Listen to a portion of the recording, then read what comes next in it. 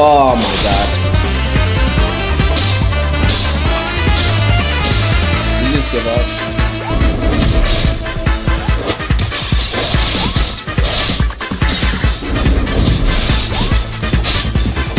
So this is the strongest 200% damage build in Deepwoken.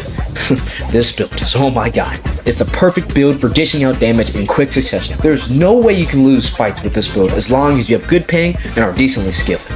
Let's talk about the 200% damage build. Firstly, it breaks the damage cap by using Taunt, which increases the cap from 175% to 195%, but we're gonna round it up since 200% sounds better than 195%. It's also able to reach that insane cap from using Flame Within, which is a 10% buff, and also proc Speed Demon, which is a 15% buff, and also Charge Return, which is another 15% buff. In addition to that, we're using Devour, which is a 25% M1 / critical buff, and we also have Lose Your Mind, which is another 15% damage buff, and boy oh boy, we're not done yet. We have Tough Full Up for another 10% damage buff, Isshin's Ring for another 25% damage increase in both melee and mantra, Underdog and Reinforced for 6% damage up, 15% damage from Spinning Swordsman, 10% from Last Resort, and all build important scaling rings.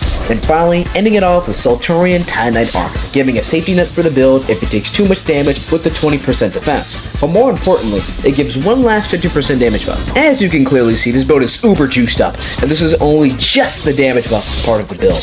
We haven't even gotten to the pen part, so keep watching and I'll go over the stat order and the build. So here are the stats in the build. It'll also be in the description and the Discord.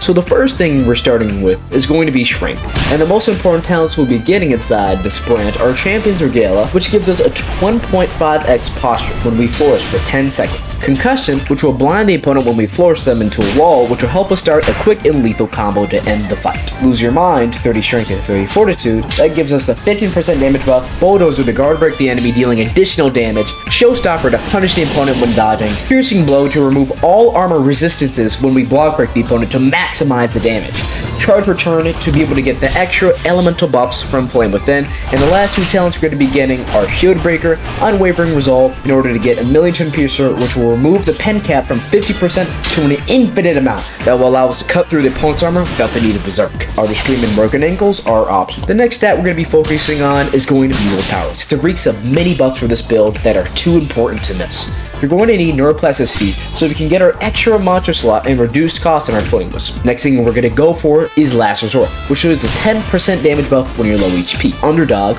which will give us a 3% extra damage against players who are higher HP than us, which is most likely considering the low HP this build has. Next thing we're going to be getting is Piercing Will, which is a 15% pen buff that will help us in ignoring the opponent's armor. Last thing we're going to be getting directly from the stat tree will be Heretics, and this is obtained not through powering up, but you need to have tier 1 Insanity and go to Depths. Use the light hook and make your way to the NPC down there, which gives Heretic Sutra. Next branch we're going to be locked in on will be Flame Charm. This is pretty straightforward, but I'll say it for the sake of people who don't know. We need Flame Within, which will give us a 10% speed boost and 10% damage buff, as this will be proccing Speed Demon and Charge Return. We're going to need a mantra from the skill tree, which is going to be Flame Wisp, so we can take reduced damage when we set ourselves on fire. From getting Flame Wisp, we're also going to be getting Will-O-Wisp, which gives us +1 Wisp slot. We also want to take even less damage, so we're going to be getting Immolation. That will reduce self-inflicted flame damage by 50%. But in order to get this talent, we're going to need Agitating Spark. The last stat we're going to be focusing on pre-shrine is going to be Fortitude, so we're able to resist the effect of Insanity. From the Fortitude tree, we're going to get Grasp of Reality and Unphase, which will for the most part make us immune to Insanity. We're also going to be getting Exoskeleton into the finish, which will be giving us a 20% damage reduction buff. The last talent from the tree we'll be grabbing is going to be Berserk. That's a 20% damage resistance buff when we knock a player, and it'll last for 15 seconds. This will help you in ganks if you ever knock a player with the Glass Cannon build, so you won't be completely cooked if you're fighting against a flood heal. For shrining, we're going to be putting 1 in agility, 1 in charisma,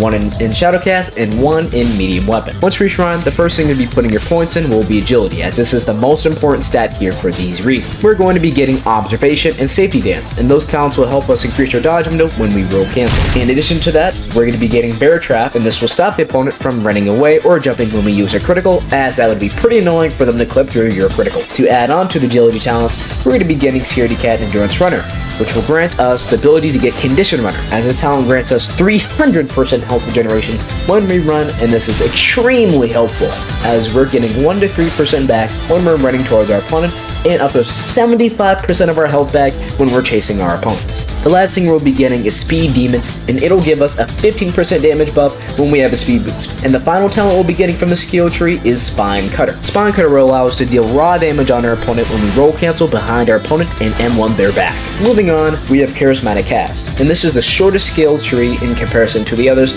as we're only going to be getting 2 talents from the skill tree. It's going to be Charismatic Cast, and this will give us a 10% damage reduction when we charm the opponent, and we can now charm our opponent from the monsters with this talent. The closer to Charismatic Cast is going to be Tough Love, which gives us a 10% melee buff and 5% monster buff when the opponent is charmed. From the talents that come from raw power alone, we'll be getting Replenishing Knockout, so we're able to get more HP when we knock our opponent, Steel Scales and Padded Armor for a 3% physical buff, Fisherman, Old Habits Die Hard, Blood Iron Spirit, and Thresher Claws. There's more talents in the build that I haven't listed, but that's for you to check out in the build description down below. Anyways, if you enjoyed the video, then please make sure to like and subscribe, and to also check out the Discord where 30 plus builds are. You may also want to check out the membership program on the channel, which will teach you how to make your own builds, have exclusive membership only builds, and also have early access to my builds in the future. Other than those things, I'll catch you later.